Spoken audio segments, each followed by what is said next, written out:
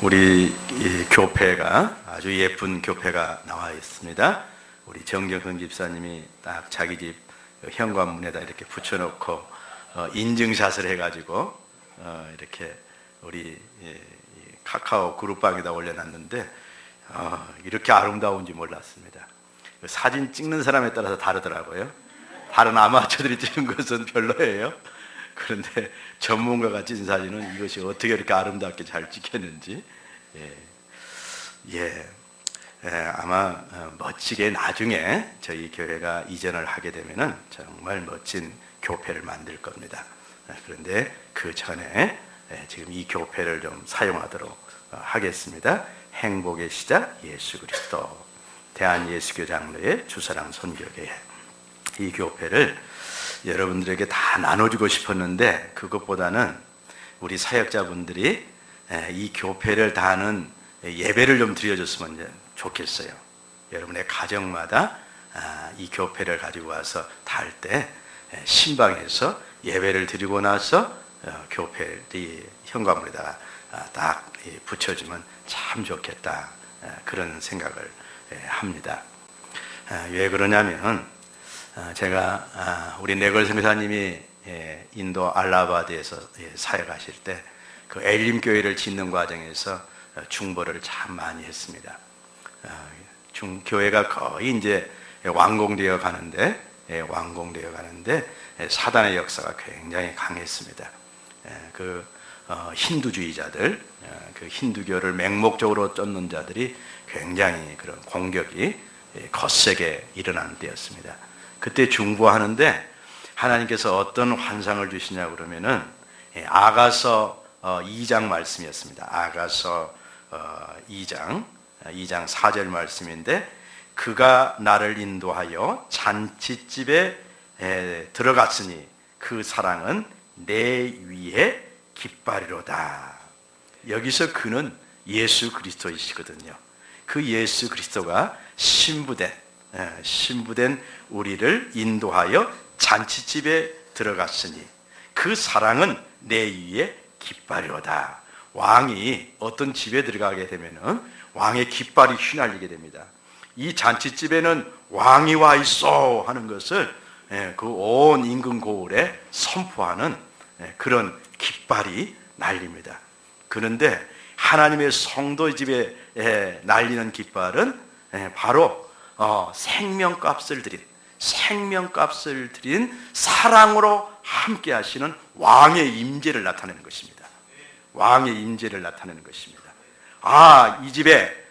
이 집에 이 성도들, 이 성도 가정에 하나님께서 사랑으로, 생명을 진 사랑으로 임하여 계시구나, 그걸 의미하는 사랑의 깃발이 휘날리구나 하는 것을 의미하는 것입니다. 그래서 그걸 깨달은 후에 우리 교패를 만들면 이 사랑의 깃발을 상징하는 의미를 넣어가지고 제 마음속에서 이 교패를 만들고 싶었습니다. 그런데 언젠가는 그런 아주 전문가가 만든 그런 디자인한 그런 교패를 만들 겁니다. 믿음의 성과 같은 그런 교패를 만들 겁니다. 여러분들이 이 교패를 다는 것을 그냥 CLF 성도 가정이다 하는 것을 의미하는 것이 아니라 여러분의 가정에 우리 CLF 교회를 사랑하시는 임금이시오 왕이신 예수 그리스도가 여러분의 과정에 항상 임재해 계시는 그 사랑의 깃발이다 하는 것을 선포하는 예식입니다. 그래서 여러분들이 우리 사역자분들을 여러분 시간에, 좋은 시간에 초청을 해가지고 잠깐 예배를 드리고 이렇게 교패를 달고 하나님께 영광을 돌렸으면 좋겠습니다. 오늘은 제가 특별히 우리 김영창 성도님의 집을 방문해서 이 교패를 달아드릴 거예요. 같이 갈 수 있는 분들은 같이 가시도록 하십시다. 그리고 우리 윤서가 왔는데, 윤서 좀 데리고 오세요. 우리 공동체에 귀한 아이를 하나 주셨는데 이 아이를 잠깐 축복하는 시간을 갖고자 합니다.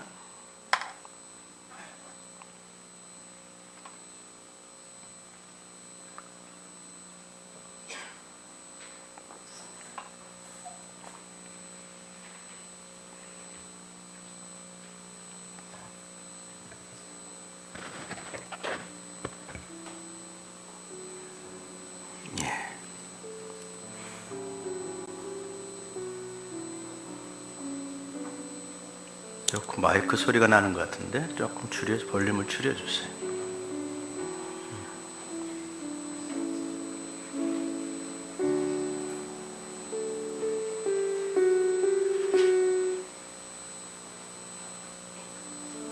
예, 한 달 됐나요?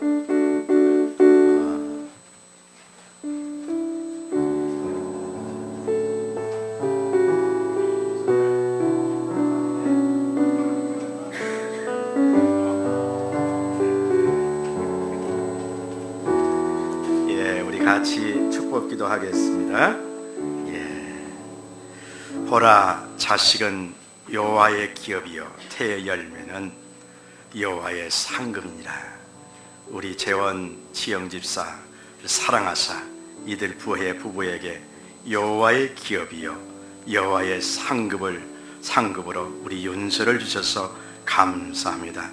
말씀대로 우리 윤서가 건강한 아이로 자라게 도와주시고 믿음이 충만하고 지혜가 충만한 아이로 자라게 하시고 정말 여호와의 영광을 이 땅에 충만히 나타내는 아이로 자랄 수 있도록 축복하여 주시옵소서. 아비와 어미의 정말 자랑거리가 될 수 있는 그런 아이로, 하나님 나라의 정말 자랑거리가 되는 그런 아이로 주께서 돌보시고 인도하여 주시기를 간절히 기도하고 구원합니다. 우리 시엘의 부공동체 가운데 귀한 생명의 역사를 이루어주셔서 감사합니다. 윤서를 주신 하나님 아버지 찬양하고 경배하고 사랑합니다. 영광 받아 주시옵소서. 우리 주 예수 그리스도 이름으로 기도하옵나이다. 아멘. 우와.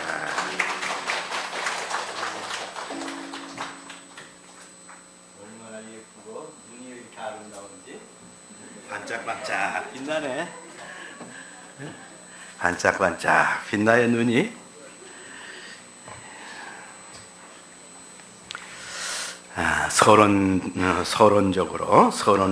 서론에서 여러분들에게 다시 한번 확인하고 싶습니다. 지난번 말씀을 통해서 우리가 어떻게 거듭날 수 있는가 하는 것을 말씀드렸습니다. 다시 한번 우리 확인해 봅시다. 거듭나는 것은 우리 스스로 날 수 있는 것입니까? 오직 하나님에 의해서만 날 수 있는 것입니까? 예. 여러분의 육체의 생명도 여러분 스스로 났습니까? 하나님이 주셨습니까? 예, 여러분의 육체 또한 스스로 나지 않았습니다.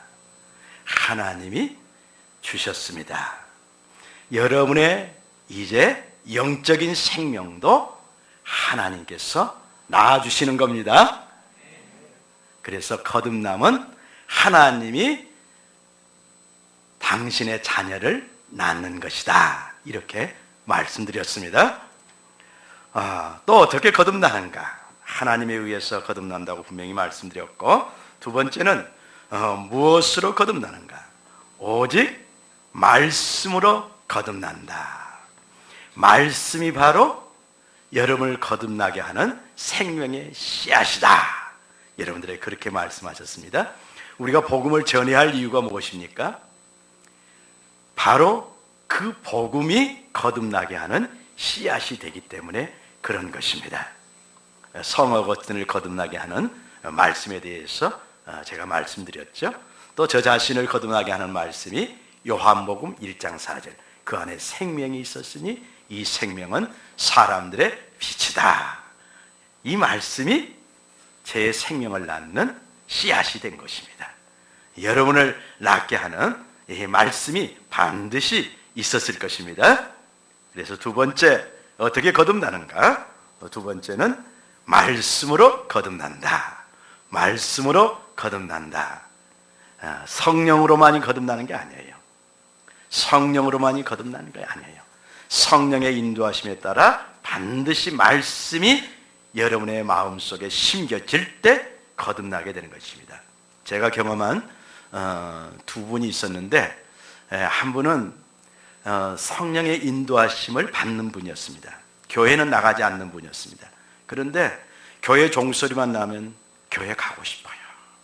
교회 가고 싶어요. 그리스도에 관한 어떤 소리만 들으면 그냥 그게 너무 좋아요. 너무 좋아요. 그런데 교회의 발은 딛지 않으셨어요. 교회의 발은 딛지 않으셨어요. 하나님의 말씀을 구체적으로 영접은 하지 않으셨어요. 성령의 이끌림 받는 것은 아주 분명한 사람인데 하나님의 말씀은 받지 못한 그런 안타까운 한 아주머니를 본 적이 있습니다. 그럴 때 제가 전도를 했습니다. 당신 지금 성령 하나님의 영이 당신을 지금 생명을 주시려고 지금 교회로 이끌고 있습니다. 그 교회 가는 것을 방해하는 것을 극복하시고 이제 교회에 가서 하나님의 말씀을 들으십시오. 그래야 당신이 거듭납니다. 성령께서 이끄시는데 그 말씀으로 이끄시는 그것을 따르지 않을 때 거듭나지 못하는 겁니다. 알겠죠? 예. 그리고 주기도문을 열심히 하신 분이 계셨습니다. 주기도문 열심히 하시는 분이 계세요. 이분도 성령을 인도하심을 받고 있어요. 성령을 인도함을 받고 있어요. 그런데 할 수 있는 것은 주기도문밖에 없어요. 주기도문이라도 하는 것이 너무 좋지요. 좋지요. 그런데 정말 거듭나게 하는 분명한 하나님의 말씀이 없어요. 말씀이 없어요. 그래서 이 십수년을 10년 이상 수년을 그런 식으로 지냈던 사람이 있습니다. 그런데 그분에게도 제가 하나님의 말씀을 당신은 받아야, 하나님의 말씀을 통해서 거듭나야 당신은 하나님의 백성입니다. 하나님의 자녀입니다. 이렇게 증거하는 분이 있습니다. 여러분, 성령의 이끌림만 받는 것 같고도 어찌입니까? 거듭나지 못합니다. 반드시 성령의 이끌림을 받아서 말씀이 여러분의 가슴에 심겨질 때 거듭나는 것입니다. 아멘. 그래서 말씀으로 거듭난다는 것, 이거 반드시 기억하시기 바랍니다. 세 번째는 회개와 죄사함으로 거듭난다. 성령 하나님께서 말씀으로 우리의 가슴에 구원의 빛을 비춰주십니다. 진리의 빛을 비춰주십니다. 그럴 때 우리 안에 어떤 역사가 일어나느냐, 내 죄가 이 파노라마처럼 이 영화 필름처럼 쫙 드러납니다. 쫙 드러나면서 내가 얼마나 죽을 죄인인가, 죽을 수밖에 없는 죄인인가, 내가 얼마나 비참한 죄인인가, 내 죄가 나를 얼마나 비참하게 하는가, 얼마나 부끄럽고 수치스럽게 하는가, 견딜 수 없게 그렇게 우리의 죄의 실상을 보게 하십니다. 그럴 때 우리가 회개하게 됩니다. 회개하게 됩니다.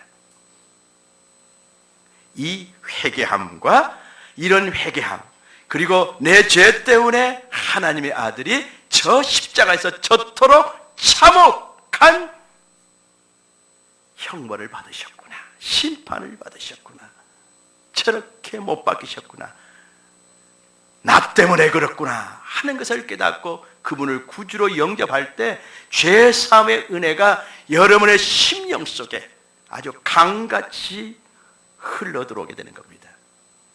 그게 사랑의 강물이요, 평안의 강물이요, 정말 죄사함에 눈물 없이는 가만히 있을 수 없는, 눈물로 반응할 수밖에 없는 그런 회개의 은혜입니다. 그래서 정말 여러분의 마음이 아주 시원해진 그런 느낌을 받아요. 아주 유쾌해진 느낌을 받아요. 여러분들, 물론 아주 이런 격렬한 반응을 하는 분도 있고 또는 밋밋한 반응을 하는 분도 있지만은, 사람에 따라 다를 수도 있지만은, 이 회개와 죄사함이 따라오는, 반드시 따라오게 되어 있습니다. 이게 이제 실제적인 겁니다.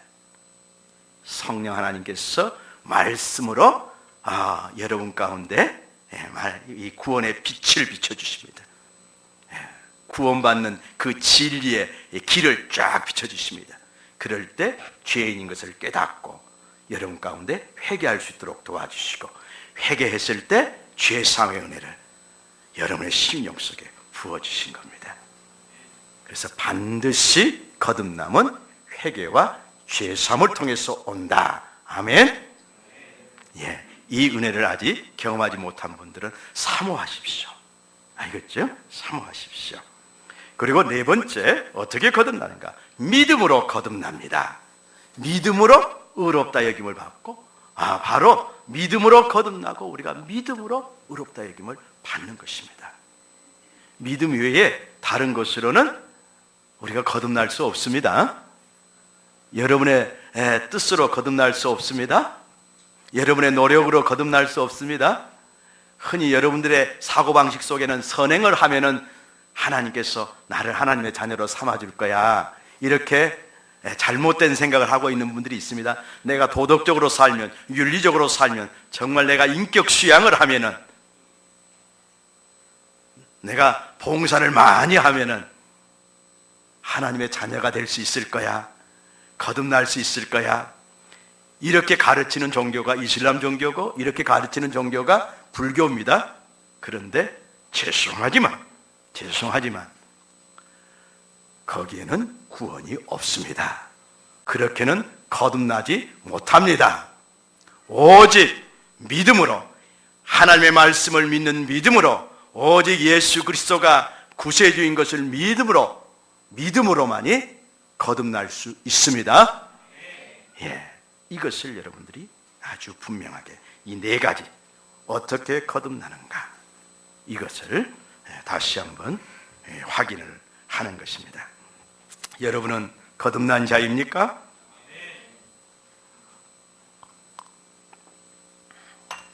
자, 눈 다 감아보세요. 다 눈 감아보세요. 방금 제가 말씀드렸는데, 그 말씀 네 가지 어떻게 거듭나는가 말씀드렸는데, 나는 거듭난 사람입니다 라고 좀 확신하는 사람만 손을 들어보세요. 자, 눈 딱 감고, 눈 딱 감고, 다른 사람은 눈 뜨지 마세요. 괜찮습니다. 나는 거듭났는가? 좋습니다. 손 내려도 되겠습니다. 한 절반 정도 손을 들고 절반 정도 손을 내리신 분이 됩니다. 아직도 거듭난에 대한 확신이 여러분 가운데 얼마나 부족한가 하는 것들을 지금 보는 겁니다. 제가 확인해 보는 겁니다. 손 안 든 분 중에는 아직 거듭남에 대한 정확한 개념이 안 생겨서 나는 아직 거듭나지 못했나 보다, 이렇게 생각하는 분들이 있을 겁니다. 특별히 세 번째, 이 회개의 은혜, 회개와 죄사함의 은혜를 나는 아직 받지 못했어. 이게 격렬하게 와야 되는데 이게 잘 안 돼. 이 은혜를 내가 못 받은 것 같아 해서 지금 마음에 걸린 분들이 좀 있을 것 같아요. 그러나 걱정하지 마십시오. 여러분들 하나님께서 정말 회개와 죄사함의 그 여러분의 마음을 시원케 하시는 은혜의 세계로 인도해 주실 겁니다. 아멘. 그러면 우리가 거듭나지 않을 때 놓치는 것들이 무엇인가 5가지로 살펴보도록 하겠습니다. 첫째는 구원받는 믿음을 놓칩니다. 우리가 거듭나지 않으면 거의 구원받는 믿음을 놓쳐버립니다. 믿음으로 거듭난다고 그랬죠. 그런데 이 구원받는 믿음을 놓쳐버리면 바로 우리가 거듭나지 못하는 것입니다. 구원받는 믿음을 놓친다는 것은 뭘 의미할까요? 그것은 오늘 말씀, 에베소 말씀처럼 그는 허물과 죄로 죽었던 너희를 살리셨도다. 그는 예수님을 가리킵니다. 예수께서 허물과 죄로 죽었던 너희를 살리셨도다. 십자가에서 죽으시고 부활하신 예수가 허물과 죄로 죽은 너희를 살리셨도다. 이렇게 바울이 선포하고 있는 것입니다. 자, 구원받은 믿음을 놓쳤다는 것은 뭘 의미합니까? 자기 죄와 허물로 죽은 상태 그대로 있다는 얘기입니다. 죽어있는 상태 그대로 있다는 얘기입니다. 영적으로 생명이 없다는 얘기입니다. 겉사람, 육의 사람은 숨쉬고 활동하고 살아 있습니다. 그러나 속사람, 하나님과 교제하는, 하나님의 생명을 담는 그런 속사람은 관 속에 들어가 있는 것입니다. 거듭나지 못한다는 것, 구원받는 믿음이 없다는 것, 이것은 뭘 말하느냐? 여러분의 속사람, 여러분의 참사람, 여러분의 이 육체는요, 우리 육체는 참사람이 아닙니다. 우리 육체는 한 줌의 흙에서 와서 흙으로 가는 것입니다. 유한한 존재입니다. 여러분의 참사람은, 여러분의 참된 그 생명은 속사람에게 있습니다. 영원히 죽지 아니하는 속사람에게 있습니다. 그것을 영의 사람이라고 그러고, 성경에서는 영이라고 얘기하고 속사람이라고 얘기합니다. 그런데 거듭나지 않으면 여러분의 속사람이 관 속에 있는 것입니다. 관 속에 있다는 여러분 심각성을 한번 생각해 보십시오. 여러분의 사랑하는 누군 가족이 지금 죽어서 관 속에 들어 있습니다. 그래서 장사 지내가 이제 장지를 향해서 가고 있습니다. 그럴 때 우리가 그 죽어버린 그 가족으로 인해서 얼마나 슬프고 힘든 시간을 갖게 되는 것입니까? 얼마나 아픈 시간을 갖게 되는 것입니까? 그런데 이것보다 더 아프고 더 슬프고 더 고통스럽고 정말 절박한 것이 바로 우리의 속사람이 죽어 관 속에 있는 것입니다.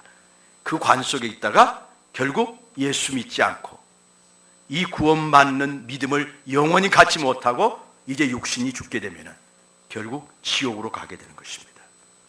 그대로 지옥으로 옮겨지게 되는 것입니다. 이것이 우리 인류의 운명입니다. 운명입니다. 그래서 구원받는 믿음을 놓친다는 것은 죄와 허물로 죽은 상태, 죄와 허물로 죽은 상태, 우리의 속사람이 관 속에 들어있는 상태 그대로 지낸다는 것입니다. 여기에 심각성이 있는 것입니다. 두 번째는요, 이제 자기 죄와 허물로 죽은 상태 그대로 있는 것이고, 두 번째는 어떤 상태 그대로 있냐? 죄에 종된 상태 그대로 있는 것입니다. 이제 하나님에 대해서는 죽어있기 때문에, 하나님에 대해서는 죽어있기 때문에 어쩝니까? 허물과 죄 가운데 행함에 세상 풍조를 따른다라고 분명하게 얘기하고 있습니다. 자, 2절 말씀해 보십시오. 너희는 그 가운데서 행하여 허물과 죄로 죽었던 가운데서 행하여 이 세상 풍조를 따르고, 이 세상 풍조는 무엇입니까? 세상 가치관을 따라가는 것을 말합니다. 세상 사람들이 무엇을 가치 있게 여깁니까? 돈을 따라가는 거고, 권력을 따라가는 거고, 사람들의 인기를 따라가는 거고, 명예를 따라가는 거고, 그렇죠. 그리고 쾌락을 따라가는 것이죠. 쾌락을 따라가는 것이죠. 이게 가치 있다고 생각하는 것입니다. 내일 죽을 터이니 오늘 즐기고 놀자 하는 것이 쾌락주의입니다. 쾌락주의입니다. 이런 세상 풍조를 따르게 되는 것입니다. 그리고 3절에 보면은 전에는 우리도 그 가운데서 우리 육체의 욕심을 따라 지내며 육체와 마음이 원하는 것을 하여 다른 이들과 같이 본질상 진노의 자녀였더니 육체의 욕심을 따라 지낸다 그랬습니다. 육체의 욕심을 따라 지내는 겁니다. 죄를 따라간다는 얘기입니다. 죄의 종이 된다는 얘기입니다. 우리의 육체와 마음이 원하는 것은 무엇입니까? 죄를 원해요. 죄에 대해서는 그렇게 달콤해요. 죄의 유혹이 그렇게 달콤합니다. 그래서 우리가 하나님에 대해서는 죽어있기 때문에 이 육체가 죄로 끌려가는 그 육체가 얼마나 그 죄를 사랑하는지 모릅니다.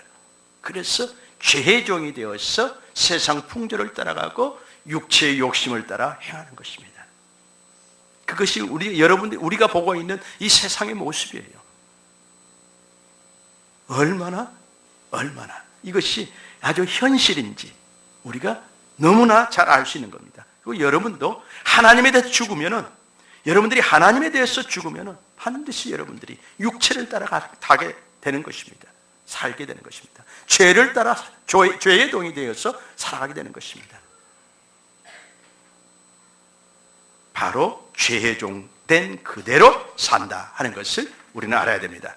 세 번째는 또 어떤 상태대로 사냐 그러면 사단의 종된 상태 그대로 살아가게 됩니다.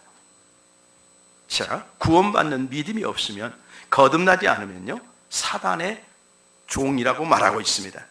에베소서 2장 2절 말씀 다시 한번 보십시오.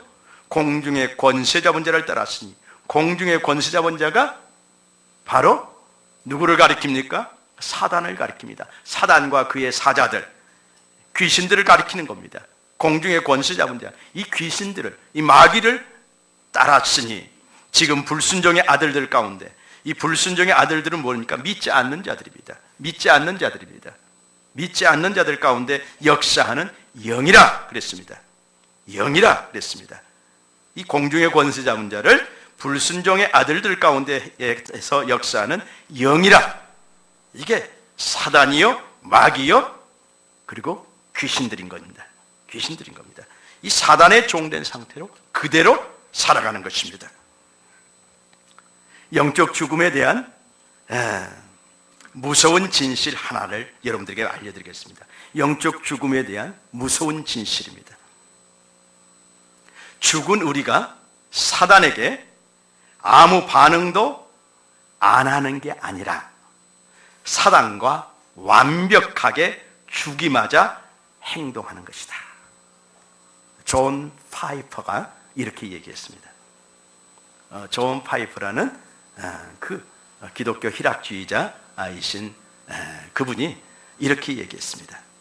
영적 죽음에 대한 무서운 진실 하나, 죽은 우리가 사단에게 아무 반응도 안 하는 게 아니라 사단과 완벽하게 죽이마자 행동하는 것이다.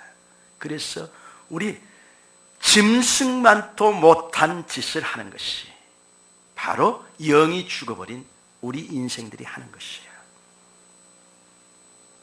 우리 그리스도인들도 예수 잘 믿다가 예수를 자기 의지적으로 거절해버리고 사단을 받아들인 자들이 있습니다. 그러면 처음보다 비교할 수 없이 사악한 짓을 하게 됩니다.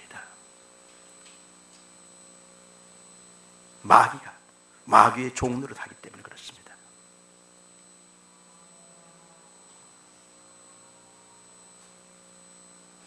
죽은 우리, 영이 죽어버리면, 하나님에 대해서 우리의 영이 죽어버리면 사단에게 대해서 반응하는 것이 아니라 사단과 완벽하게 죽이 어떻게 그 죽이 너하고 닮았냐? 아따, 마귀 너하고 나하고 정말 한통속이다. 그냥 박자를 맞추면서 그렇게 살아가게 되는 것입니다. 무서운 진실입니다. 어쩌면 거듭나지 못한 자들은 사탄이라는 영적 실체를 비웃을 수 있다. 이성주의자들은, 과학적인 지상주의자들, 이성주의자들은 영적 실체, 이 과학적인 검증 방법으로 이렇게 검증할 수 없는, 눈에 보이지 않는 영적 세계에 대해서는 현미경으로 볼 수가 없으니까 이 사람들은 어쩝니까? 영적 세계를 무시합니다. 영적 세계를 무시합니다. 그래서 무슨 마귀가 있고 무슨 하나님이 있느냐? 눈에 보이는 것밖에 없다. 눈에 보이는 것만이 진리다.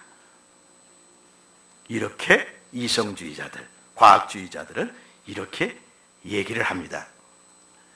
이런 자들은 사단이라 하는 어떤 영적 실체가 있다고 하면은 저 어리석은 사람, 저 무식한 사람, 이렇게 할 줄 모릅니다. 그런데 한 가지 분명히 알아둬야 할 것이 있습니다. 거짓의 아비의 존재를 부정하는 행위만큼 거짓의 아비와 죽이 잘 맞는 게 없다. 거짓의 아비가 이런 이성주의자들을 속이는 거예요. 그래, 네 말이 맞다. 사단이 어디 있느냐?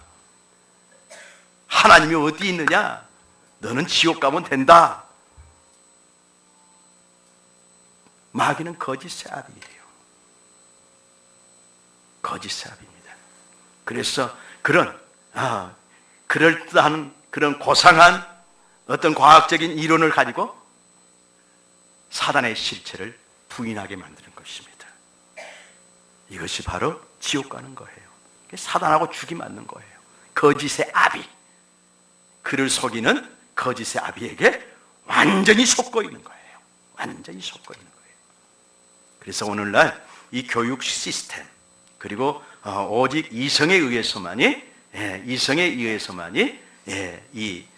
움직여지는 이런 모든 사회의 어떤 시스템, 이런 속에 거짓의 아비가 얼마나 자신을 완벽하게 숨기고 있는가 하는 것을 우리는 알아야 하는 것입니다. 아멘. 사단의 종된 상태 그대로 우리가 존재하게 되는 것입니다. 사랑하는 여러분, 죄와 허물로 죽은 여러분의 속사람이 관 속에 있는 그런 상태로 살겠습니까? 죄를 따르는 죄의 종된 상태로 그대로 살겠습니까? 사단의 종된 상태, 사단의 종된, 사단과 죽이 그렇게도 잘 맞는 상태로 그대로 살겠습니까? 이것이 얼마나 심각한 것인지.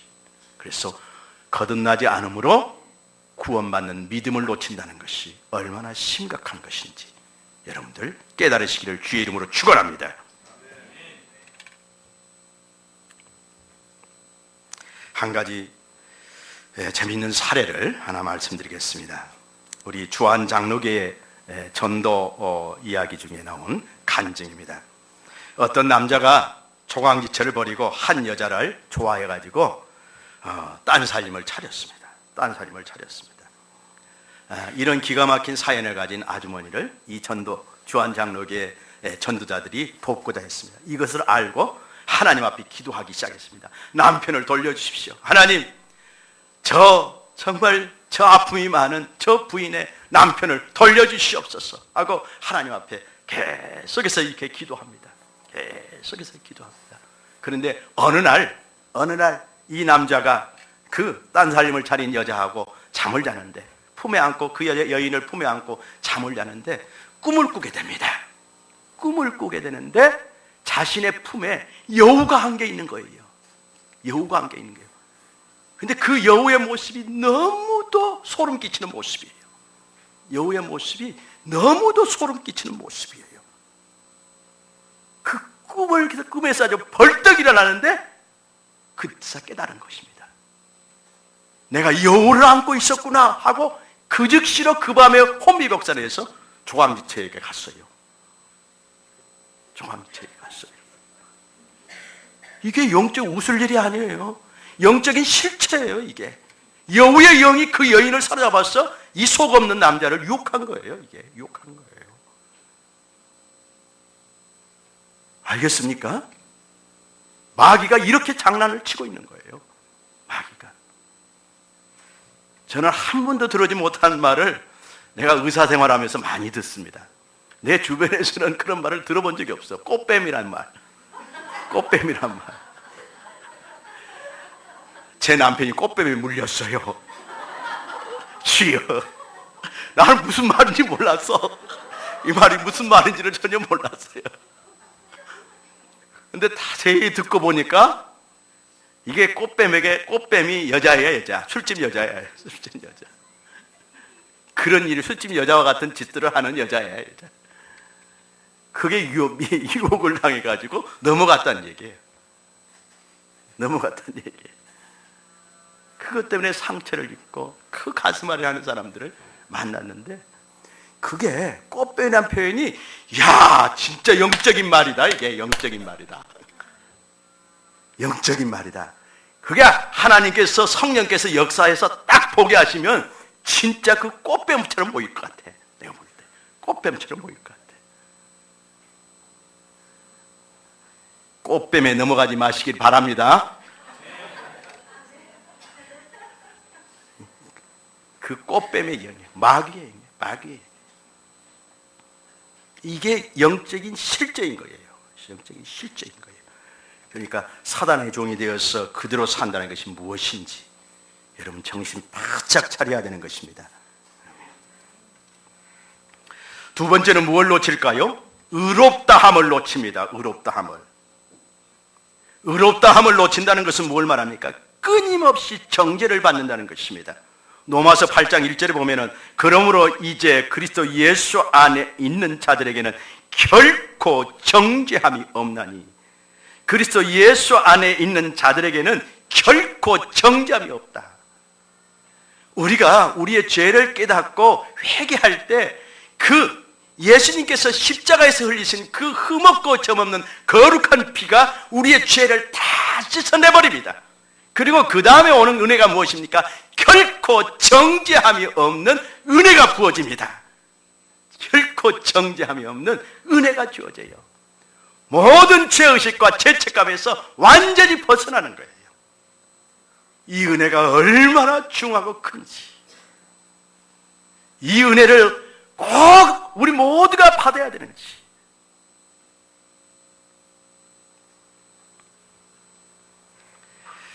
사단의 전략을 또 하나 여러분들에게 가르쳐 주겠습니다. 사단이 여러분을 죄짓게 합니다. 자, 죄짓게 합니다. 너 죄 좀 져봐. 얼마나 먹음직하고 보암직하고 좋아. 너 눈 딱 감고 저 뇌물 좀 받아봐.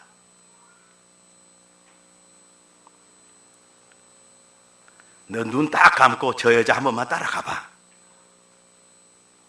너 눈 딱 감고 정말 주먹질 한번 해봐봐. 그러면 엄청난 것이 와. 엄청난 것이 와. 마귀가 죄를 짓게 만들어요. 죄지라고 우리를 꼬시는 거예요. 쉽게 말하면 죄지라고 마귀는 꼬시는 거예요. 여러분들 스스로 죄의 소욕도 갖고 있지만은 그 죄의 소욕을 이용해서 마귀가 어찌입니까? 죄 짓도록 자꾸 부추기고 꼬시는 거예요. 꼬시는 거예요. 자, 그래서 이제 성공적으로 마귀의 계략이 성공합니다. 죄를 짓습니다. 그럼 그 다음에 마귀는 뭘 합니까?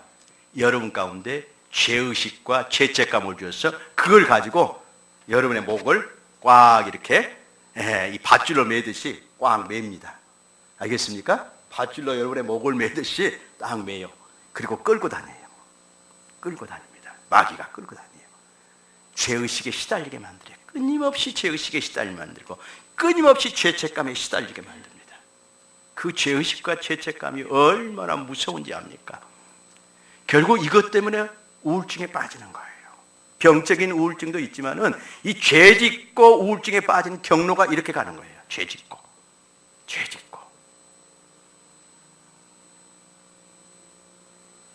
마귀가 죄의식과 죄책감으로 사로잡아 버리니까 결국 우울증으로 빠지는 거예요. 자, 우울증으로 빠져서 이제 자학하게 만듭니다. 그 자학의 끝이 무엇입니까? 자살하게 만드는 것입니다. 자살하게 만드는 것. 그래서 지옥 가게 만드는 것이에요.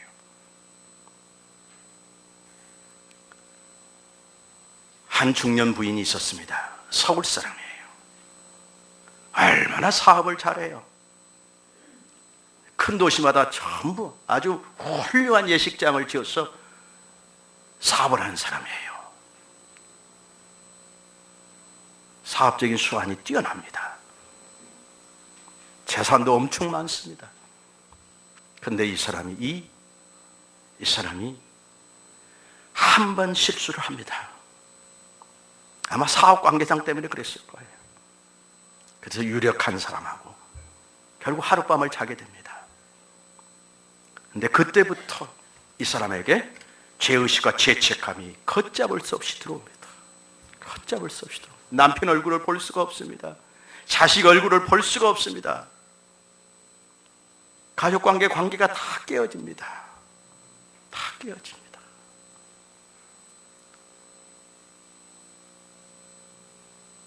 그때부터 어떻게 하면 죽을꼬? 이 부끄러운 인생, 이 수치스러운 인생, 내 죄를 어떻게 할꼬? 그러면서 방황합니다. 산과 들로 방황합니다. 식구들한테는 사업상 나간다고 하지만은 실제로는 방황하고 다니는 거예요. 전국을. 이 대한민국 전국을 방황하면서 다니는 거예요. 이 세월이 길어지면서 이제 피폐해지게 됩니다. 이런 세상을 더 이상 살아서 무슨 의미가 있냐? 무슨 의미가 있냐? 그래서 이제 청계천으로 가서 청산가리를 판다는 청계천 가게들을 찾아다닙니다.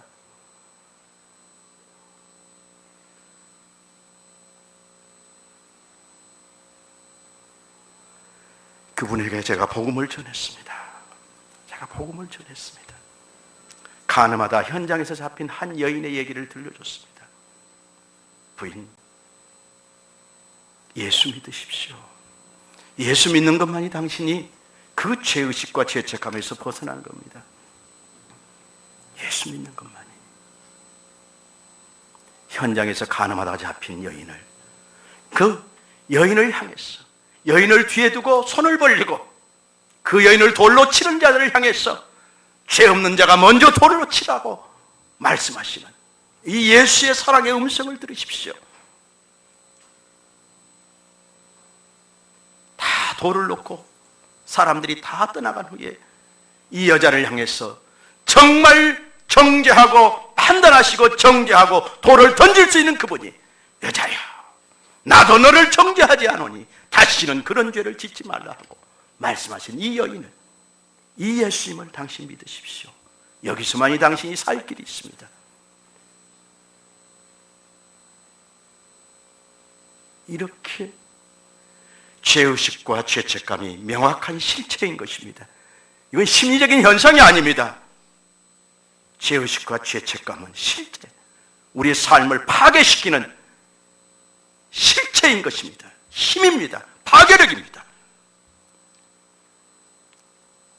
자신뿐만 아니라 가족을 파괴시키고 사회를 파괴시키는, 그래서 죄라는 것은요, 심리적인 현상이 아닙니다. 이것은 무서운 파괴력입니다. 파괴력입니다. 생명을 파괴하는 것입니다. 삶을 파괴하는 것입니다. 사회를 파괴하는 것입니다. 얼마나 우리가 죄를 무서워해야 되는지, 가장 우리가 무서워할 것이 죄라는 것,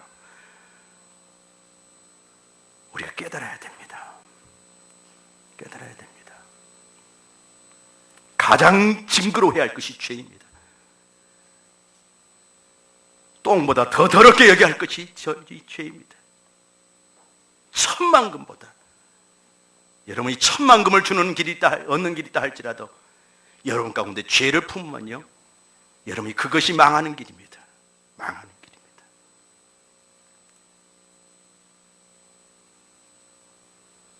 돈보다 의롭다 하신 은혜를 택하십시오. 명예보다 의롭다 하는 이 은혜를 택하십시오. 어떤 세상 것보다 의롭다 하는 은혜를 택하십시오. 의롭다함을 놓쳐버리면 여러분들은 바로 이렇게 끊임없이 죄의식과 죄책감에 시달리다가 결국에는 죽음으로 가는 것입니다. 심각하게 고민하시기 바랍니다. 특별히 거듭나지 못했다 하신 분들, 아직 의롭다 하는 하나님의 예수 그리스도의 그 보혈로 내가 의롭게 되었구나, 의롭게 된 자다 하는 확신이 없으신 분들, 정말 이제 오늘 저녁부터 고민하십시오. 고민하십시오. 그리고 진짜 그것으로 고민하십시오. 그것은 고민해야 됩니다. 그것이 첫 번째 고민입니다. 세상 걸 가지고 고민할 것이 없습니다. 그건 내가 죽을 각오하면 아무것도 아닙니다. 아무것도 아닙니다. 사실 그러나 하나님 앞에서 이 고민은, 이 고뇌는 정말 시급하고 절박합니다. 이제 우리는 해야 합니다. 죄에 대해서 무감각하게 지냈던 분들이 있다 하면 이제는 여러분들이 그 죄와 싸워서 정말 싸우는 고뇌를 해야 하는 것입니다. 세 번째, 거듭나지 않으면 놓치는 것이 있습니다. 하나님의 자녀가 되는 축복을 놓칩니다. 반드시 우리가 의롭다함을 받아야 하나님의 자녀가 됩니다. 의롭다함을 받아야 우리가 하나님의 자녀가 됩니다. 우리가 반드시 구원받는 믿음이 있어야 거듭나게 되고 의롭다함을 받게 되고 그리고 의롭다함을 받아야 하나님의 자녀된 축복을 우리가 받게 됩니다. 그래서 세 번째로는 하나님의 자녀가 되는 축복을 놓쳐버리게 되는 것입니다. 요한복음 1장 12절 말씀에 영접하는 자 곧 그의 이름을 믿는 자들에게는 하나님의 자녀가 되는 권세를 주셨으니 그랬습니다. 그런데 이 축복을 놓쳐버립니다. 하나님의 자녀가 되는 축복을 놓쳐버립니다. 이게 뭘 의미하는지 여러분들이 깨달아야 됩니다. 뭘 의미하는지 깨달아야 됩니다. 저는 이것이 뭘 의미하는지를 너무나 잘 압니다. 제가 대학 시절 하나님이 내 아버지라는 것을 깨닫는 그 아주 놀라운 경험을 합니다. 여러분들에게 여러 번 내가 간증했지만은 오늘은 정말 하나님의 자녀가 되는 축복이 무엇인가 하는 것을 여러분들이 가르치기 위해서 다시 한번 제가 할게요. 제가 등록금 때문에 어려움을 당했습니다. 나를 도울 만한 사람들에게 찾아가서 도와달라고 많은 사람들을 찾아갔습니다. 그러나 그분들이 마음이 없는 것이 아니라 나를 돕기를 원했지만 그분들에게는 나를 도울 수 있는 능력이 없었습니다. 그래서 이제 최종적으로는 시골에 있는 저희 형님 집을 갔습니다. 그곳은 우리 형님 부부와 우리 어머님이 살고 계셨습니다. 그런데 제가 마루에 앉아서 그분들은 다 들에 나가고 아무도 없었습니다. 마루에 앉아서 생각을 했지만은 사실은 그분들에게 나에게 그런 상황에서 지금 선뜻 나에게 등록금을 줄 수 있는 형편이 못 된다는 것을 너무 잘 알았습니다. 그분들에게 등록금을 마련해 주십시오라고 내가 말도 안 했고 그분들은 그 등록금을 제 스스로 해결할 줄 알고 그냥 저를 믿고 있는 분들이었습니다. 그런데 제가 대비하지 않고 등록기인을 맞이한 그런 가운데서 얼마나 당황했는지 모릅니다. 얼마나 당황했는지 모릅니다. 이렇게 정말 당황하는 마음. 등록을 못하면 이제 1년을 쉬어야 되는데 그 1년을 쉬는 것이 마치 학교를 안 다닌 것처럼 그렇게 심각하게 그렇게 다가왔습니다. 이제 학교를 포기해야 되는 것처럼 다가왔습니다. 사실 지금 생각하면 1년 휴학했다가 또 다니면 되잖아요. 근데 그 어린 마음에는 그게 안 보여요. 이게 등록 못하면 이게 완전히 이제 학교도 못 다닌 거 아니냐. 그렇게 생각이 되었어요. 근데 그 마루에서 안방문이 열려 있었는데 마루에서 바로 바라바다 보이는 저 맞은편 벽에 가서 우리 어머님을 제가 전도해서 이웃 동네에 있는 교회에 다니시게 했는데 거기 교회에서 얻어온 페넌트 하나가 있었습니다. 그곳에 이사야 41장 10절 말씀이 기록되어 있었습니다. 두려워하지 말라. 내가 너와 함께함이라. 놀라지 말라. 내가 너의 하나님이라. 내가 너를 도와주리라. 내가 너를 굳세게 하리라. 나의 의로운 손으로 너를 반드시 붙들리라. 3번이나 도와준다는 말씀이 있어요. 3번이나. 그 말씀이 제 가슴에 부딪혀 왔습니다. 부딪혀 왔습니다. 그 말씀이 실제로 부딪혀 왔습니다. 제가 성경을 공부해서 하나님을 아버지라고 배우기는 했지만은 정말 그 말씀을 통해서 하나님이 내 영의 아버지가 되어서 지금 내가 겪고 있는 이 삶의 문제를 당신의 문제로 품고 역사하신다는 것은 내가 알지 못했습니다. 그런데 그 말씀을 통해서 하나님이 저에게 찾아오셨습니다. 내가 너의 아버지다. 저는 실제로 믿지 않았거든요. 내가 너를 도와주겠다. 놀라지도 말고 두려워하지 말아라. 그 말씀을 통해서 하나님 아버지가 저를 만나주시는데요. 얼마나 죄송하고 기쁜지. 죄송한 것은 믿지 않는 것. 그 하나님을 믿지 않는 것이 너무너무 죄스러웠습니다. 죄송했습니다. 그래서 하염없이 눈물을 흘렸습니다. 하나님, 제가 이렇게 믿음 없는 자입니다. 그리고 감사했습니다. 그 마음이 평화로우니까 이제 어떻게 해야 될지가 먼저 이제 딱 생각이 나요. 어떻게 해야 될지. 그래서 일단 일주일간은 등록금을 좀 연기할 수 있는 그런 기간이 있으니까 지도교수를 찾아가서 등록기를 일단 일주일간 연기를 좀 해놓고 보자. 이제 그렇게 해서 지도교수를 찾아갔습니다. 그 전까지는 지도교수가 누군지도 몰랐습니다. 그런데 찾아가 보니까 제일 무서운 분이 지도교수님이었습니다. 우리 학생들이 제일 무서워하는 분이 병리학 교수님이었는데, 근데 그분이 저의 얘기를 이 등록을 못해서 이렇게 연기하러 일주일 연기하러 지도 교수님 사인을 받으러 왔다 하니까 이렇게 저의 사정을 자세히 묻는 것입니다. 본래 그런 분이 아니에요. 그분이 학생들에게 이렇게 따뜻하고 이렇게 자상하신 분이 아니에요. 근데 그렇게 자세히 물으셨어요. 그래서 제가 자초지종을 다 얘기했습니다. 그랬더니 이분이 그냥 그분의 허벅지를 탁 치면서 옳다됐다고, 내 고민이 하나 해결됐다고. 한 독지가가 이 정말 이 가난해서 학교에 다니기 어려운 그런 학생이 있으면 장학금을 주라고 내한테 맡겨놨는데, 개인적으로 맡겨놨는데 내가 지금 그런 학생을 못 찾아가지고 지금 내가 고민하고 있었다고. 이것은 자네 것이라고. 그렇게 해서 제 등록금 문제가 거기서 해결이 되어버렸습니다. 하나님 아버지가, 그때 저는 하나님 아버지가 진짜 내 아버지구나, 천지를 창조하신 하나님이 내 삶의 문제에 이토록 깊이 개입하신 분이구나, 제 삶의 한 중심에 와 계시는, 그래서 당신의 자녀의 문제를 당신의 문제로 여기시고 돌보시는 그 하나님을 거기서 경험을 했습니다. 사랑하는 여러분, 하나님의 자녀가 되는 것이 무엇인지 알겠습니까? 그래서 이 하나님이 아버지가 되셨어. 우리를 인도하시고 어디로 가야 되는지 그분이 잘 아시잖아요. 가장 좋은 길이. 그리고 또 그분이 우리를 보호하시죠. 이 세상의 죄와 이 세상의 이 악한 영들로부터 우리를 보호하십니다. 그리고 우리의 모든 필요를 공급해 주시는 분입니다. 그리고 어찌입니까? 그것으로 끝나는 것이 아니라 우리가 그분을 찾을 때마다 우리하고 친밀한 교제를 나눠주십니다. 이 4대 축복이 있습니다. 자녀들에게는 4대 축복: 인도하심, 보호하심, 필요를 공급해 주심, 그리고 친밀한 교제. 이 4대 축복을 하나님의 자녀된 축복입니다. 아멘. 이 축복을 거듭나지 않으면 놓치는 것입니다. 거듭나지 않으면 이 축복을 놓치는 것입니다.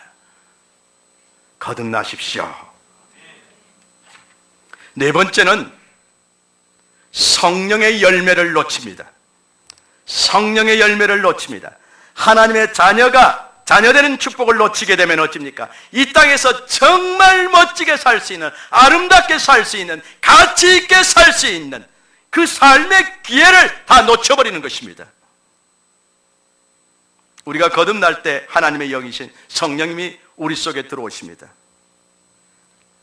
그리고 그 하나님의 영은 사랑의 열매를 만들어냈습니다.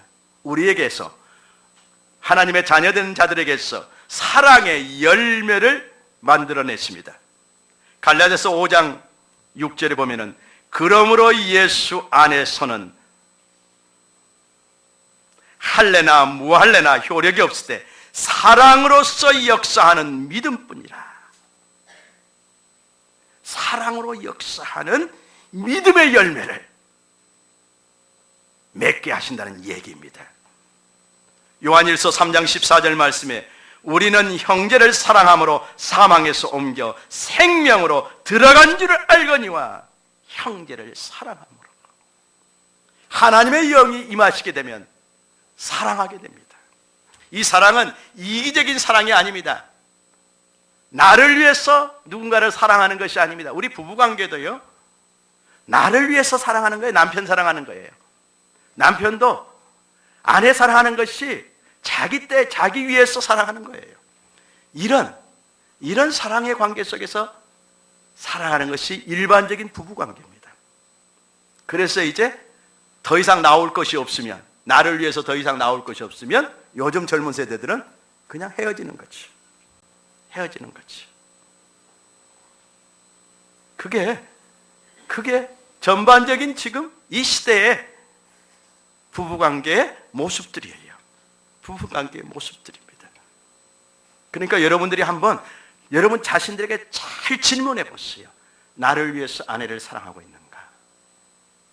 아내는 나를 위해서 남편을 사랑하고 있는가?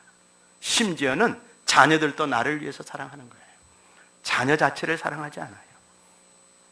부모의 사랑도 이렇게 변질되어 있습니다. 변질되어 있습니다.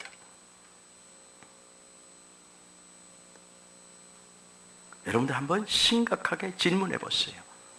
질문해 보세요.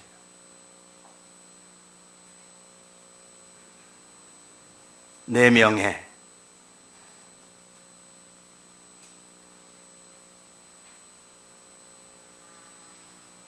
어떤 내 재물, 나의 어떤 편리함, 나의 유익, 이런 것 때문에 누군가를 사랑하고 있다 하면 여기서 말하는 사랑이 아닙니다. 그것은 사람의 사랑입니다. 사람의 사랑입니다. 그러나 하나님의 영이 임하시면 아가페적인 사랑의 열매를 맺습니다. 냅니다. 냅니다. 여러분 중에는 정말 아름다운 사랑을 하시는 분이 계십니다. 나 때문에 사랑하는 것이 아니라 정말 가족들을 사랑하기 때문에 자신을 내어준 그런 아름다운 사랑을 하신 분들이, 하고 계시는 분들이 여러분 가운데 있습니다. 그 사랑의 모습을 보면은 그 사랑의 그 빛깔이 너무 아름답기 때문에 제 마음이 너무 좋습니다. 제 마음이 너무 좋습니다. 정말 그런 사람들을 보면은 제가 부자가 된 것 같아요. 정말 부자가 되는 것 같아요. 갈라디아서 5장 22절과 23절에 오직 성령의 열매는 사랑과 희락과 화평과 오래 참음과 자비와 양성과 충성과 온유와 절제니 이 같은 것을 금지할 법이 없느니라. 이건 독재 정권 밑에서도 이런 덕은 그 독재자들도 다 정말 격려하고 그렇게 사십시오 하는 것입니다. 세상에 금지할 법이 없습니다. 어떤 가정, 어떤 사회, 어떤 국가 할지라도 이 사랑의 법은 정말 사모하는 것들입니다. 이 사랑의 열매를 맺는 것이 이 땅에서 우리가 살아가는 동안에 가장 아름다운 삶입니다. 가장 가치 있는 삶입니다. 흠없고 정말 점없는 빛의 사랑을 하는 것입니다. 하나님은 우리를 자녀 삼으셔서 이 사랑의 열매를 이 땅에서 이렇게 맺게 하시기 위해서 성령님을 우리 가운데 보혜사 성령님을 우리 가운데 보내주신 것입니다. 이렇게 아름답게 살 수 있는 축복을 여러분 놓치겠습니까? 예, 놓치지 마십시오. 그리고 여러분의 삶에 아름다운 꿈을 꾸십시오. 이건 돈이 있어야 하는 것도 아닙니다. 능력이 많아야 이런 사랑을 할 수 있는 게 아닙니다. 정말 작은 여러분의 삶의 영역에서 정말 작은 걸 가지고 마음을 가지고 시작할 수 있습니다. 드러누워 있는 침대에서도 이런 사랑을 하신 분들이 계십니다.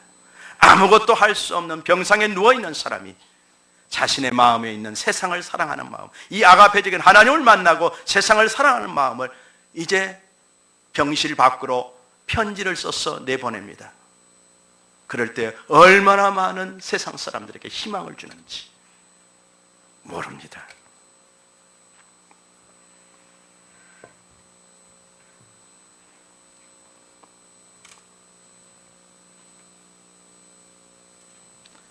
다섯 번째로 놓치는 것은 하나님과의 교제에서 오는 영원한 기쁨을 놓칩니다.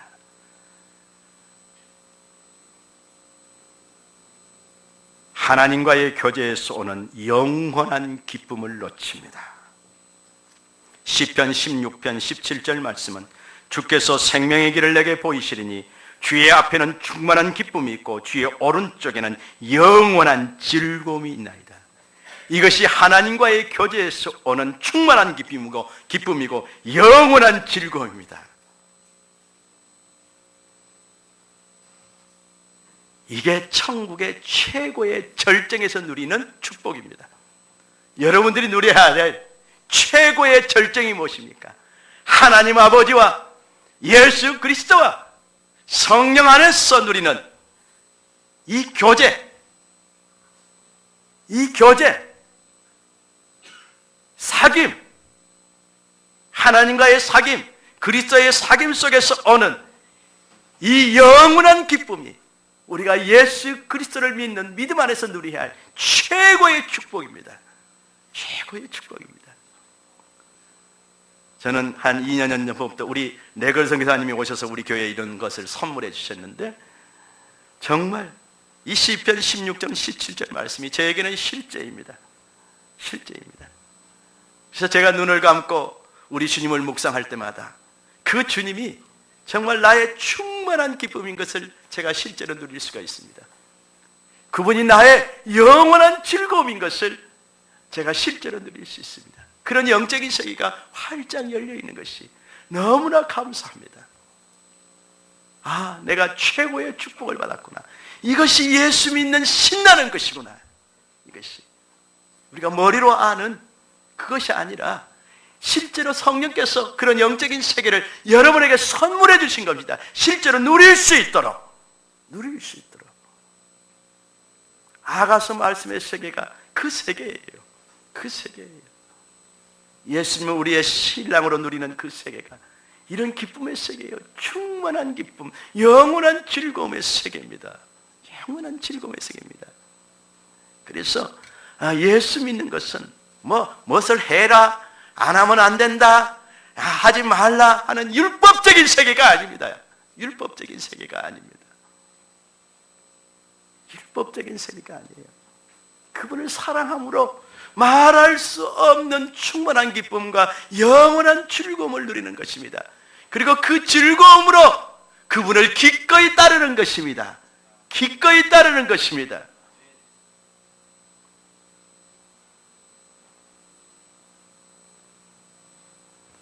하나님과의 교제에서 오는 이 영원한 기쁨을 여러분들이 놓치지 않기를 주의 이름으로 축원합니다. 우리가 거듭나지 않으면 이 좋은 것들, 5가지로 정리해드린 이 좋은 것들을 우리가 차례대로 놓치게 됩니다. 우리가 거듭나지 않으면 구원 얻는 믿음을 놓쳐버립니다. 그리고 그 믿음을 놓쳐버리면 우리는 영원히 의롭다함을 받지 못하고 정죄함을 받습니다. 우리가 의롭다함을 놓쳐버리면 하나님의 자녀가 되는 그 축복을 또 놓쳐버리게 됩니다. 하나님의 자녀가 되는 그 축복을 놓쳐버리게 되면 이 땅에서 가장 아름답게 살 수 있는 사랑의 열매를 듬뿍듬뿍 맺고 살아갈 수 있는 그 아름다운 삶을 우리는 놓쳐버리게 됩니다. 그리고 마지막으로는 하나님과의 교제에서 오는 충만한 기쁨, 영원한 즐거움을 놓쳐버리게 됩니다. 그러므로 여러분들이 거듭나야 하는 것입니다. 아멘. 거듭나지 아니하면 하나님 나라를 볼 수 없느니라. 거듭나지 아니하면, 물과 성령으로 거듭나지 아니하면 하나님 나라에 들어갈 수 없느니라. 여러분 모두가 거듭남으로 이 모든 좋은 것을 여러분의 것으로 충만히 누리시기를 주의 이름으로 축원합니다. 우리 8절 말씀 읽고 마치죠.